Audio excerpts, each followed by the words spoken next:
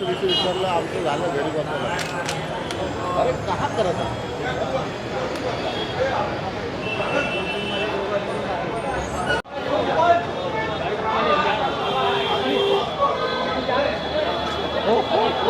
ठाकरे यांनी दिले होते, त्यानंतर काही चर्चा जिल्हा प्रमुखांसोबत झाली आहे. असं आहे की तुम्हा सर्वांना माहीत असेलच आणि आहेच की हिंदू हृदय सम्राट शिवसेना प्रमुख माननीय बाळासाहेब ठाकरे यांनी अनेक संकट आपल्या छातीवर झेलली, अनेक संकटं परतवून लावली आणि अनेकांच्या समोर शिवसेना प्रमुखांनी संकटं उभी करून त्यांना नेस्तनाबूत केलं.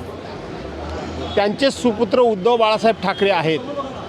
आज आमच्या पूर्वीच्या मित्रांना आणि आमच्या आजच्या विरोधकांना असं वाटत असेल आणि कदाचित ते स्वप्नरंजनामध्ये असतील की आम्ही शिवसेना संपवली, परंतु शिवसेना ही हिंदू हृदय सम्राट शिवसेना प्रमुख माननीय बाळासाहेब ठाकरे यांच्या विचारातून निर्माण झालेली शिवसेना आहे.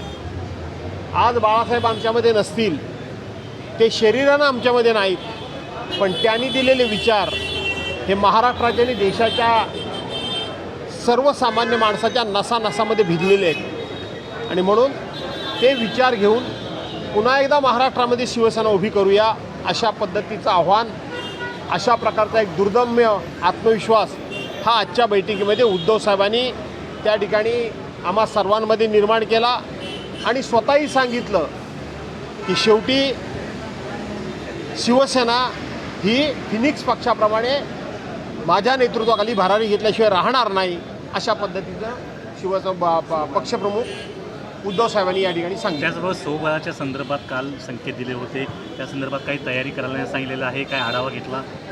असं आहे की तुम्ही फक्त या शिवसेनेच्याच स्वबळाची चर्चा का करता, मला हेच कळत नाही. ज्या भाजपाचं सरकार महाराष्ट्रामध्ये आहे त्या भाजपानं आपल्या मित्रांना बरोबर घेऊन त्यांना धोका देऊन आज 2024 सालीच आम्ही तुमच्याबरोबर सांगितलं पण प्रत्यक्षपणे आतून स्वबळाची तयारी केली. थोडे आमदार त्यांना कमी पडले नपेक्षा त्यांनी मित्रांना इथं धोबी पछाड देऊन स्वबळा त्या ठिकाणी दाखवूनच दिलं असतं, पण त्यांनी 2029 साली आम्ही स्वबळावर निवडणुका लढणार हे जाहीर केलेलं आहे.